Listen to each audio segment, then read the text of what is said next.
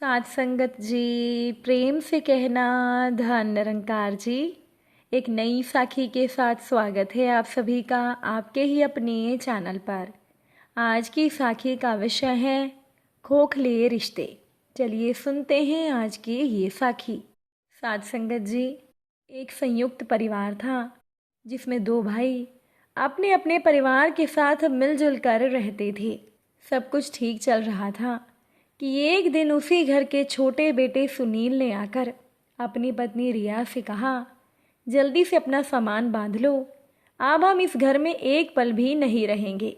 जब सुनील ने ये बात रिया को कही तो रिया हैरान होकर बोली, आप तो हमेशा कहते थे कि आप अपने भैया और भाभी को छोड़कर कहीं नहीं जाएंगे, फिर घर को छोड़ने का ये फैसला आपने कैसे ले लिया।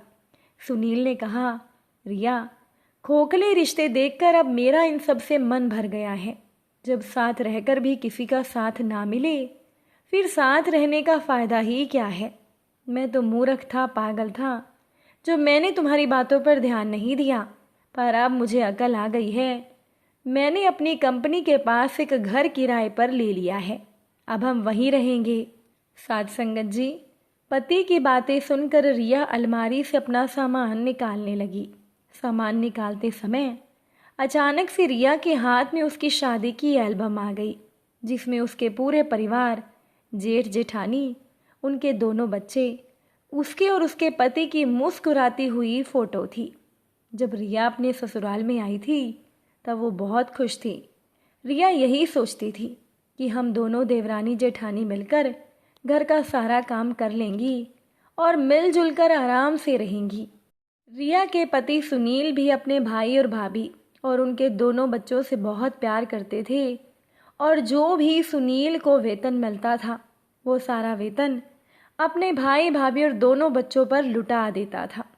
जब रिया अपने पति सुनील को अपने बच्चे के लिए पैसे बचाने को कहती तो सुनील मुस्कुराकर कह देता था कि मुझे अपने बेटे अभय की चिंता नहीं है, जब मुझे पैसे की ज़रूरत होगी मेरे भाई और भाभी मेरी मदद कर देंगे।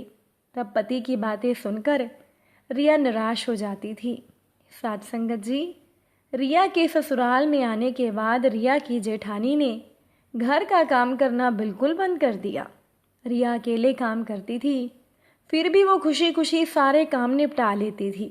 रिया के मन में ये भाव था कि दुख में तो मेरी जेठानी मेरा साथ देंगी ही, क्योंकि रिया भी जब उसकी जेठानी बीमार पड़ जाती थी तो वो अपनी जेठानी की बहुत सेवा करती थी।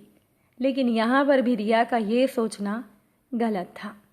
एक दिन रिया को बहुत तेज बुखार आ गया, जिसकी वजह से उसने मुश्किल से घर की सफाई तो कर ली थी, परंतु सब्जी बनाने के बाद जब वो आटा लगाकर रोटी बनाने लगी तो रिया को चक्कर आ गया।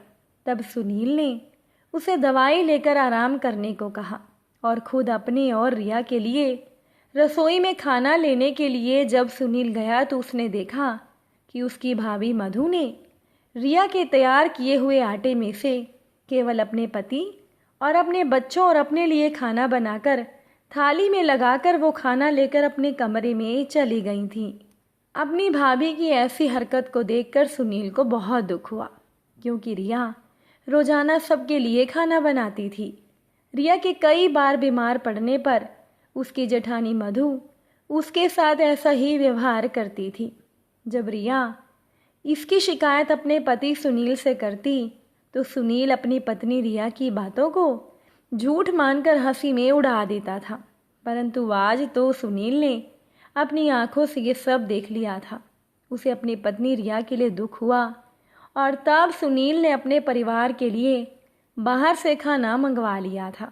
कुछ समय के बाद 10वीं कक्षा अच्छे अंकों से उत्तीर्ण करने के बाद जब सुनील के बेटे अभय को 11वीं कक्षा में दाखिला लेने के लिए कुछ पैसों की ज़रूरत पड़ी तो उस समय भी अपनी आदत के अनुसार सुनील ने अपने सारे पैसे तो खर्च कर दिए थे।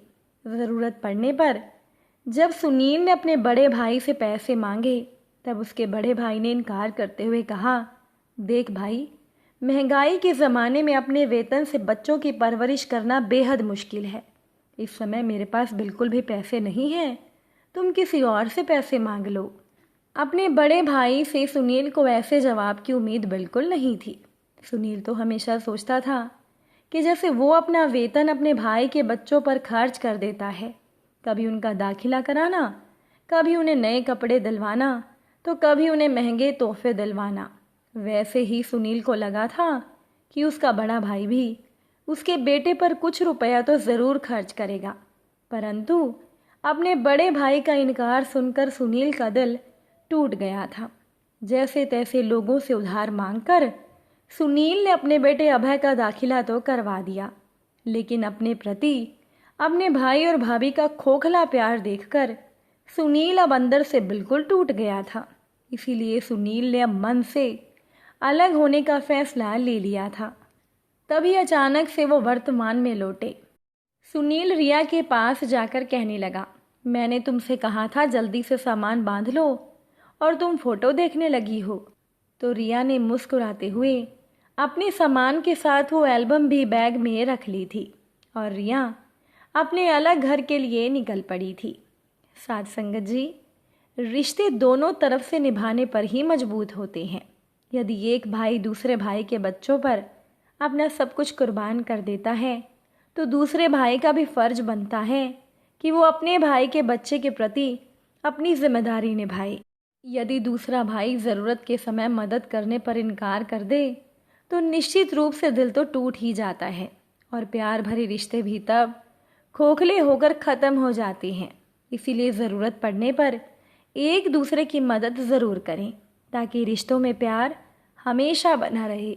साथ संगत जी, एक घर परिवार की बात है। मधु अपने पति के तबादले के बाद पहली बार दिल्ली शहर आई थी। मधु के घर संतान का जन्म होने वाला था और उसके पास पहले से एक 5 साल का बच्चा था।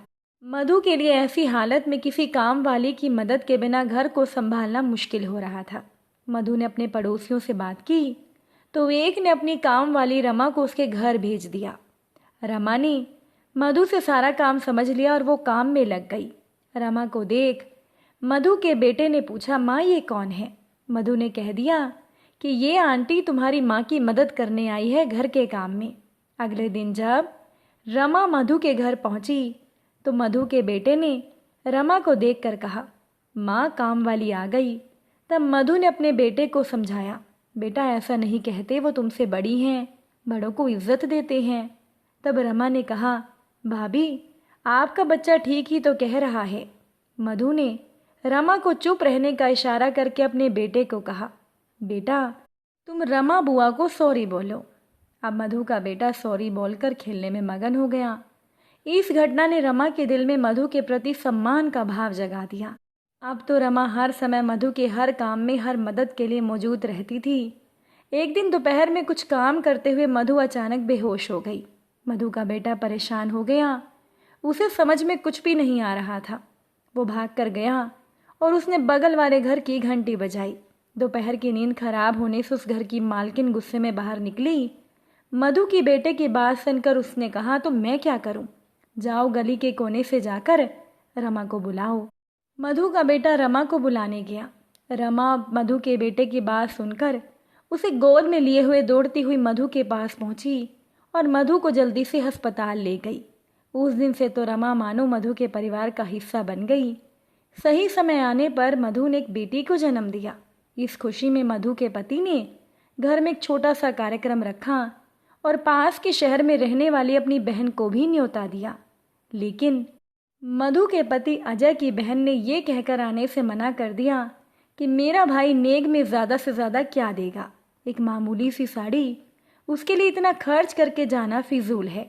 और तब रमा ने खुशी खुशी बुआ के द्वारा की जाने वाली सारी रस्मों को पूरा किया। साथ संगत जी, रिश्ते निभाना और तोड़ना ये तो केवल इंसान के हाथ में होता है। अगर आप चाहें तो आप परायों को भी अपना बना सकते हैं और अगर आप चाहें तो परायों को भी अपने से हमेशा के लिए दूर कर सकते हैं। अगर आज की ये साखी अच्छी लगी हो, वीडियो को लाइक शेयर ज़रूर कर दीजिएगा। आप सभी से फिर मुलाकात होगी नई साखी और नए विचारों के साथ। साथ संगत जी, प्यार से कहना, धन निरंकार।